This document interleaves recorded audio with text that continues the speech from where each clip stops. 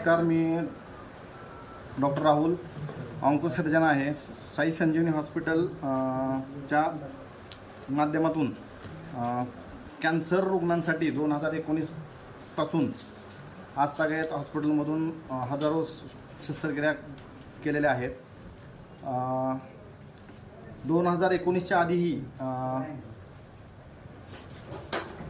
मुंबईहून एक 1 monthly alternate शनिवार रविवार ह्या भागात येत होतो, जेणेकरून मी आधीच्यापासूनच इच्छुक होतो की ह्या रिजनमध्ये ज्या ऑपरेशन आपले कॉर्पोरेट हॉस्पिटल होतात ते ऑपरेशन आपल्या इथं लेवलला उपलब्ध करण्यासाठी इच्छुक होतो.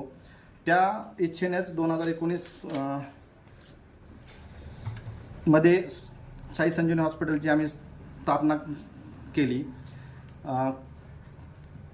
कॅन्सर हा आजार इतका दुर्धर आहे की त्या आजारासाठी उपचार असे असतात की एक दिवसात होत नाहीत, संपत नाहीत. हजारो उपचार असतात, एकामागे एक उपचार होत राहतात.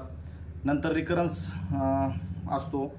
तर ह्याच्यामध्ये आपल्याला अद्ययावत उपचार आणि जे की रेकमेंडेशननुसार उपचार कॉर्पोरेट हॉस्पिटलला होतात, टाटा हॉस्पिटलला होतात, हे उपचार आपल्या इथे उपलब्ध व्हावे हाच एक हेतू. आणि इतके उपचार असतात की रुग्णांची आर्थिक हेळसांड पण इतकी होते, तर ती हेळसांड तिथे येऊन होऊ नये, जेणेकरून ते आंतरराष्ट्रीय लेवलचे उपचार आपल्या तालुका लेवलवरती उपलब्ध व्हावेत ह्या इच्छेने साई संजीवनी हॉस्पिटलची आम्ही स्थापना केली. 2019 ते आता ह्यामध्ये कॅन्सर आपल्या शरीरामध्ये केसापासून अंगठ्यापर्यंत पूर्ण अवयवांचे इतर वेगवेगळ्या अवयवांचे वेगळे असतात. ह्याच्यामध्ये सर्वात कॉमन जो आहे, जो आपण ओरल कॅन्सर म्हणतो, जो की तोंडाचा कर्करोग म्हणतो, हा आपल्या इंडियामध्ये सर्वात जास्त कॉमन आहे. कारण साहजिकच त्याचं रिझन आहे की गुटखा आणि तंबाखूच्या सेवनाचं इतकं आपल्याकडे इन्सिडन्स आहे की जेणेकरून म्हणजे महाराष्ट्र राज्यामध्ये मला वाटतं गुटखा ओपनली विकत नाही, तरीही आपल्याकडे सर्वात जास्त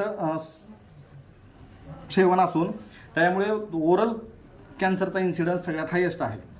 तर आधी ओरल कॅन्सरचे ऑपरेशन हा फक्त असा असायचं की जो कॅन्सरयुक्त एरिया आहे एवढाच ऑपरेशन करून काढणे.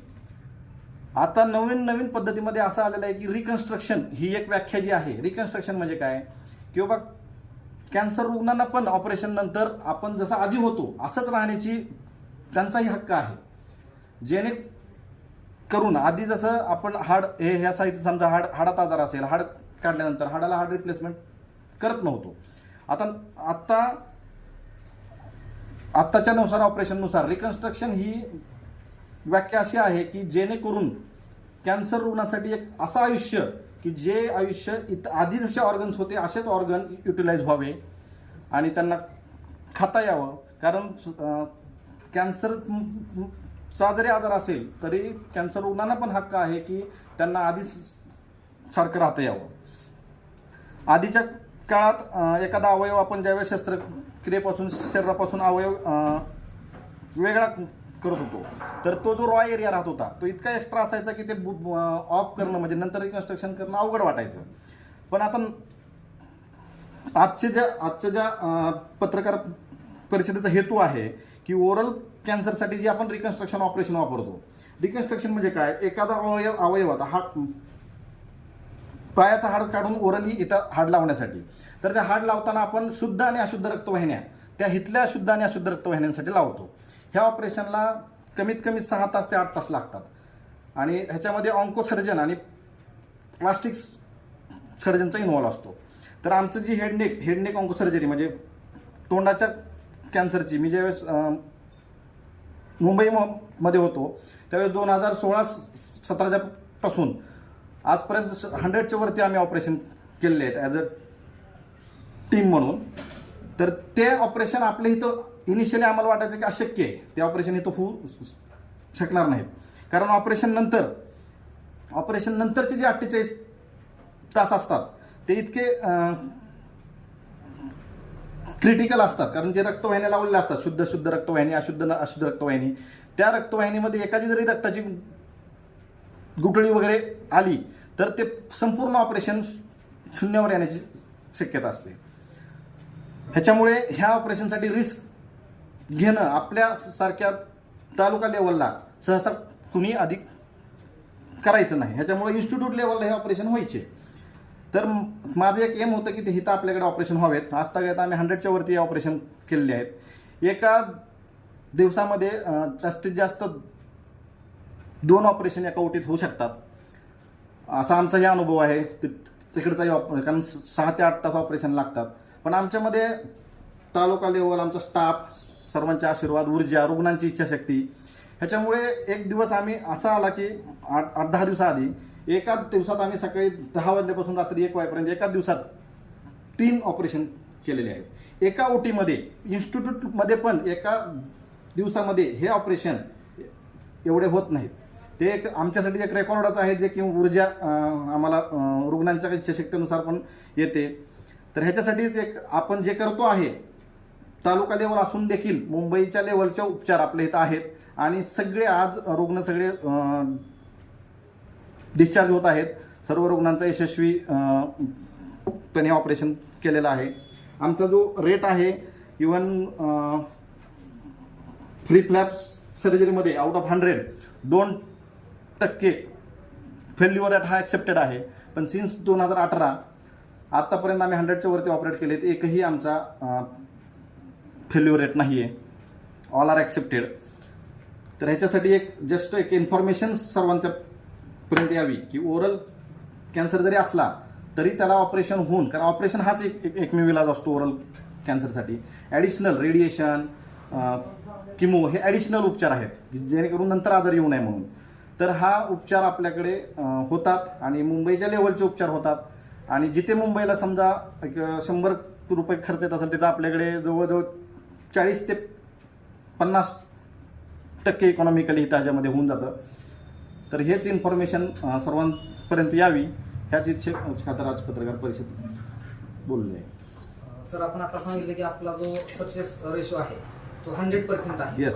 आणि आतापर्यंत आपण ज्या शस्त्रक्रिया केल्या त्या 100% यशस्वी आहे. बरोबर आहे. तशा रुग्णांच्या प्रतिक्रिया देखील आहेत. हो. कॅन्सरचे प्रकार कोणते कोणते हे बऱ्याच लोकांना माहीत आहे, परंतु कॅन्सरची लक्षणं अनेक लोकांना माहीत होत नाहीत. त्यामुळे त्याची स्टेज वाढत जाते आणि स्टेज लांब 2-3 स्टेजला गेल्यानंतर लोकांना कळतं की कॅन्सर झालाय. तर ती लक्षणं ओळखायची कशी? आणि दुसरी गोष्ट, आपल्या हॉस्पिटलमध्ये ज्या शस्त्रक्रिया केल्या जातात त्यासाठी शासकीय योजना लागू आहेत का, आणि असतील तर त्या कोणत्या लागू आहेत? तुम्ही अगदी योग्य विचारलेलं आहे. जे अनेकांना असं वाटतं की कॅन्सर म्हणजे एकच रोग आहे. तो एक रोग नाही, एक नाव आहे जे की शरीरामध्ये सर्व अवयवांचा इतर अलग अलग कॅन्सर असतो. उदाहरणार्थ जर आपलं फुफ्फुसाचाच आजार जर असेल तर फुफ्फुसाच्या कॅन्सरच्या मध्ये पण 18 ते 20 अलग अलग कॅन्सर असतात आणि सर्वांचे उपचार देखील वेगळे असतात. ज्या आधी एम्पिरिकल हेच उपचार सर्वांसाठी, आता असं राहिलेलं नाहीये. आता नवनवीन उपचार इतके आलेत की जे ज्या रिपोर्टनुसार म्हणजे टार्गेटेड उपचार असे होतात. म्हणजे जो आजार आहे ह्याच्यावरतीच उपचार करणे हे उपचार पद्धतीमध्ये आलेलं आहे. युजली 6 ते 7 सायन्स आहेत की जेणे करून आपल्याला कॅन्सर असू शकतो ह्याची एक आयडिया येऊ शकते, जेणेकरून तुम्ही ओपीडीमध्ये त्यांचं कन्सल्ट करू शकता. 6 ते 7 कॅन्सर जे रुटीन आहेत, कॉमन आहेत, ह्यांचे एक सिम्पटम्स आहेत, जे सिम्पटम्स मी तुम्हाला शेअर करेन. हे सिम्पटम्स अवेअरनेससाठी सर्वांनी आवर्जून ते रीड करावेत, जेणेकरून ह्यातील काही सिम्पटम असेल तर ओपीडीमध्ये कॅन्सर तज्ज्ञांचा आवर्जून सल्ला घ्यावा. अजून एक तुम्ही विचारलं की आपल्याकडे शासकीय योजना काय आहेत का. आपल्याकडे CM रिलीफ फंड, मुख्यमंत्री सहायता निधी म्हणून आहे. तर त्या ह्याच्या अंतर्गत आम्ही जवळजवळ म्हणजे ऑलमोस्ट सर्व ऑपरेशनना आपण ते उपलब्ध होतात. रुग्णांना आपलं काम एक असतं की रुग्णांना तिथपर्यंत पोहोचवणे, योग्य तो सल्ला देणे